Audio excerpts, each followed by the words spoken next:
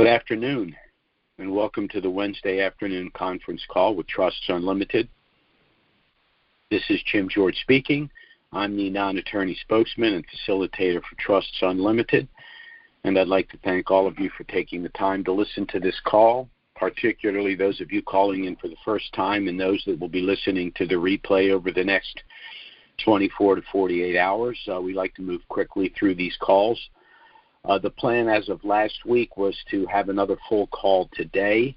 We're not going to be able to do that for the simple reason that things are popping everywhere.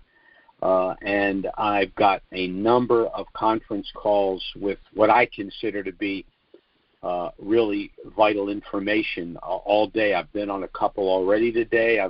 There's some going on right now that I'm not going to be able to listen to if they're not recorded, which I doubt they will be.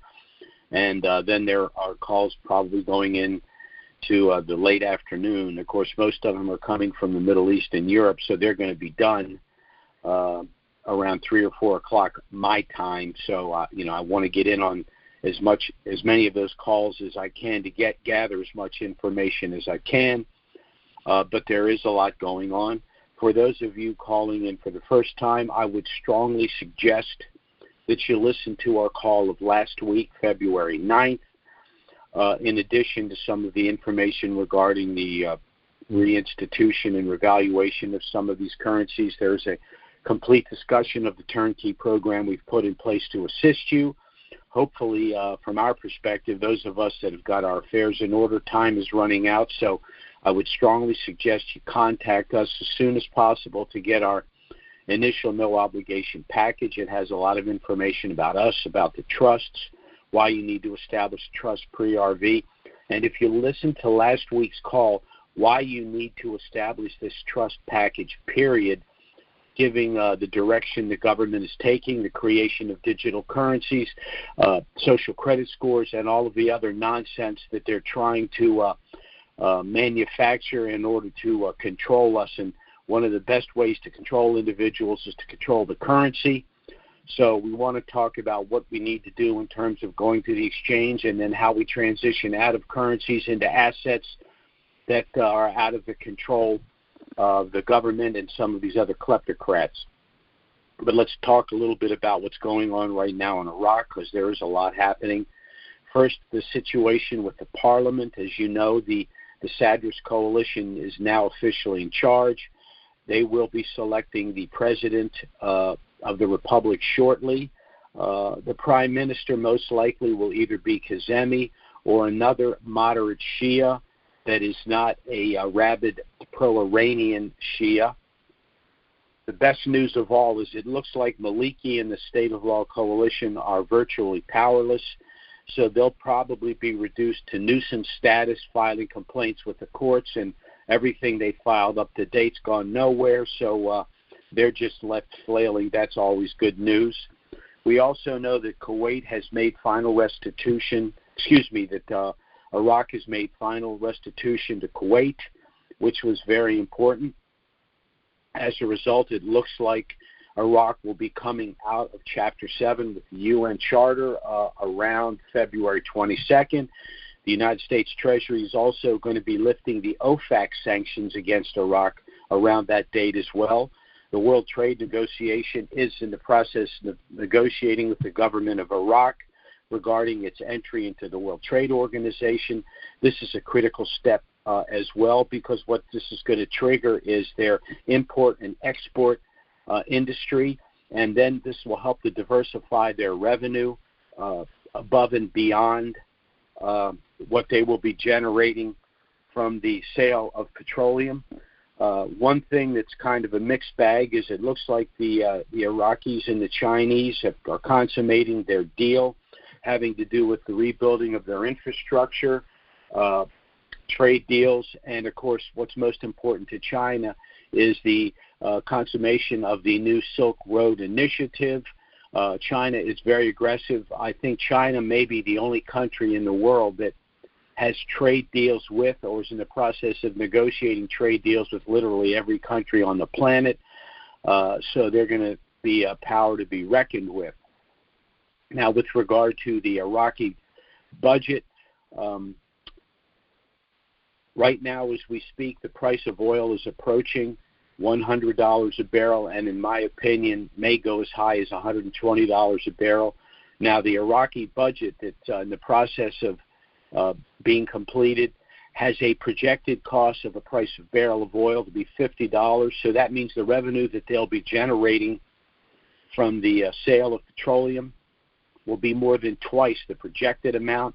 This is what's going to result in a substantial surplus. This is why they're able to make payments to Kuwait and pay off all of their other international loans through the IMF, EU, and other loans as well, including loans that were simply backed by the United States and other countries. So it looks as that around the 22nd of February, if all holds true, oversight restrictions for Iraq will be lifted by the IMF, by the UN, by the EU, by the United States Treasury Department through the OFAC sanctions. In addition, Iraqi oil revenue, which to date has flowed through the Treasury and federal banks, will now go directly to the CBI. What this means is that Iraq is now a fully autonomous nation state. And that is why the reinstitution and revaluation now is more probable than ever before. And the difference would be if we just review these things. They've formed their government. They're about to pass a budget with a massive surplus. They've collected virtually all of the provisional 3-0 currency in country. They've neutralized the interference of Iran. They've made full restitution to Kuwait and are now coming out of Chapter 7 with the UN. They are in the process this year of paying back all of their international loans. They are in the process, as we speak, of diversifying revenue to the Treasury through not only the increased sale of petroleum, but also increases in agriculture and industry, in imports, exports, and trade. And then the last thing that they're going to unravel is going to be tourism packages. And lastly, the implementation of the white paper reforms, which was critical to the citizenry of Iraq. So all of this, in my view, means that the reinstitution and revaluation of the Iraqi dinar could literally happen at any time. And there's been no time since 2003, when Saddam Hussein was removed from office, that we've been closer. 2012 and 2014 were dates where people were very hopeful. Of course, there were people in power that wanted to stop it. Those people are not in control at this point. But the fact of the matter remains, in retrospect, there were other things at those times that needed to be done that simply were not done. That's not the case today. Literally every box has been checked. Now, in the past, as I've said many times, there's always the X factor, and it's always seemed to have raised its ugly head at the 11th hour. The possibility of an X factor does exist, but in the past, in my view, X factor was like 50-50. Now X factor is like 10%. It's 90-10. We're headed toward a reinstitution and revaluation of the currency. I see no plausible argument for not reinstituting the currency. The only legitimate arguments, I've discussed them in the recent past, was the concern about the money supply. Well, the money supply is substantially reduced by eliminating those 3 zeros. And the other issue is the diversification of the revenue economically. And as I said, all of these other things, agriculture, industry, export and import, trade, and even tourism now are going to be part of their basket of total revenues. So we're looking really, really good. Again, I strongly suggest individuals go to our call of last week, February 9th. It does have an overview of the program we've put in place. It's important that you understand why you need to get your affairs in order and the proper trust package in place prior, if not the reinstitution, the revaluation of the currency. So if a reinstitution were to happen, that doesn't preclude the benefits and advantages of setting up your trust pre-RV. But the revaluation of the dinar globally could, in my opinion, certainly happen within 30 days of the reinstitution of the current season, possibly as quickly as within 10 days. So contact us for our initial package. You won't regret it. You're under no obligation by doing so, although everything you need is in the package should you decide on unilaterally to proceed with establishing a trust package. You can contact us by phone or email if you have any questions. We'll be happy to assist you. There will be no consultation fee. Now, you can go to our website, which is trustswithans.unlimitedllc.com. Our email address is trustswithans.unlimitedllc@gmail.com. And our phone service is 307-274-4122. I'm going to run now because I'm going to try to get in on some of these other calls. Again, a lot is going on. So it's not just a matter of collecting all that data. It's also a matter of doing a little more research and finding out what's rumor and what's fact.